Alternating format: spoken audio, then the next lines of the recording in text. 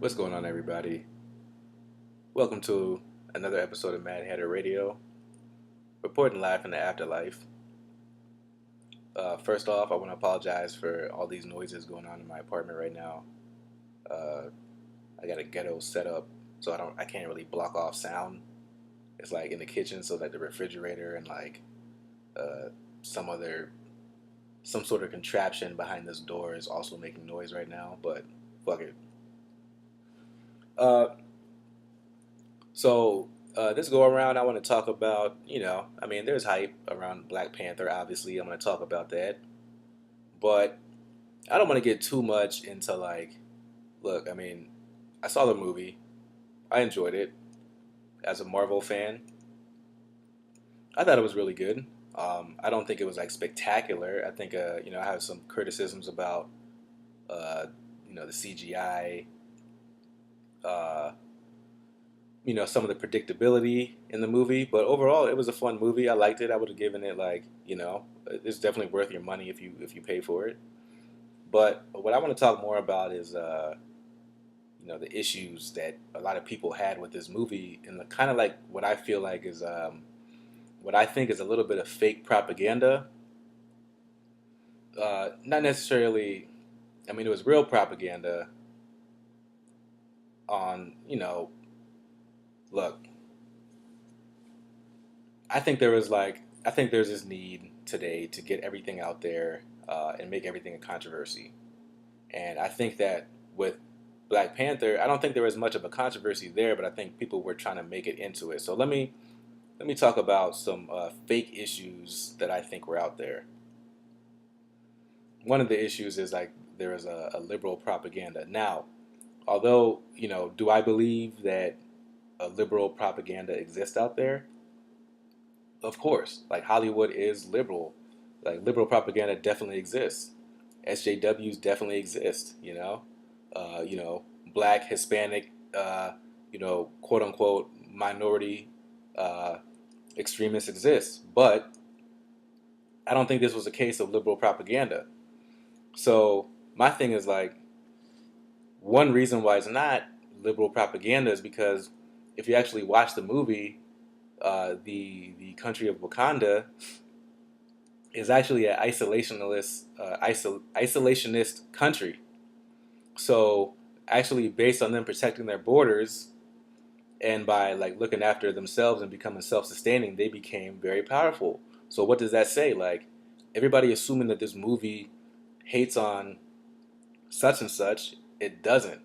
Because if you actually watch it, Wakanda came to be a successful country because of its stance against, not against, but its stance internationally. It's also not a part of the greater conspiracy because Black Panther was written back in 1955. It was actually written before the Black Panther, the activist group that most of you know started in Birmingham, Alabama as a response to the Ku Klux Klan and police brutality. The movie started in 1950, or the comic book started in 1955 by two Jewish bros, right? But these Jewish people understand the struggle. They've been persecuted since forever, just as well as people of darker skin.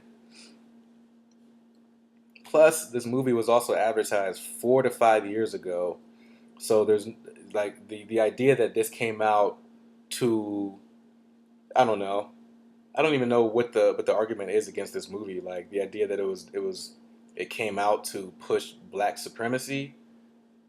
Black Panther was always there, so why weren't people pissed off and fighting against Black Panther all these years ago, but they're just now choosing to do it now?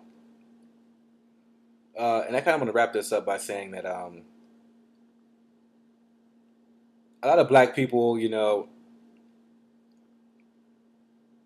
look, we watched this movie and it does make us feel empowered, but we weren't waiting on this movie to happen for us to feel empowered. It wasn't like we haven't been busting our asses and doing great shit already. And like this movie is like, oh well, that's all we need. No, like it wasn't the same thing with Obama either. Like we weren't the ones who were thinking that once Obama was is there, like that's the ultimate peak. That's what the other side thinks. The other side thinks that, well, we gave you Obama, you know, you have Black Panther. Why you still fucking, uh, need to progress? Because obviously, if we needed to have Black Panther and Obama as president, that means that we had a lot of way to overcome. But anyway, this movie is definitely not anti-white because if anything, it gives white people too much credit. Because in this movie, the CIA helps Wakanda. So I might get like in a lot of trouble for this, but whatever, fuck it. But let's be honest, like the CIA has not been there or the FBI in favor of Black Americans. And this is to finish this off to say to the Black people who are hating on this movie, it's like, dude, there's so many different barriers that Black people broke through in this movie. Like, we can't get everything that we want at one time. Everything is a process. This movie has made a lot of strides, helped to make a lot of strides for Black people. What is your problem with this movie? Like, I hope you also, if this, like, yes, we understand that there are white people who run this movie, which honestly, in my opinion, is a great thing because it allowed it to be shown through a lens that wasn't strictly black, which could have been, honestly, the message could have been missed by being strictly from an all black perspective. So this movie made a lot of strides in a lot of different ways for people of color, and honestly, for culture overall. But people have a problem with it because it didn't do every single thing that black people want. And to those black people, my thing is like chill. So I definitely want to leave that there. Thank you guys for listening. As always, if you like it, give it a thumbs up. If you don't like it, which you probably won't, I'm not going to say that, but if you don't like it, give it a thumbs down. I appreciate y'all. I'm out.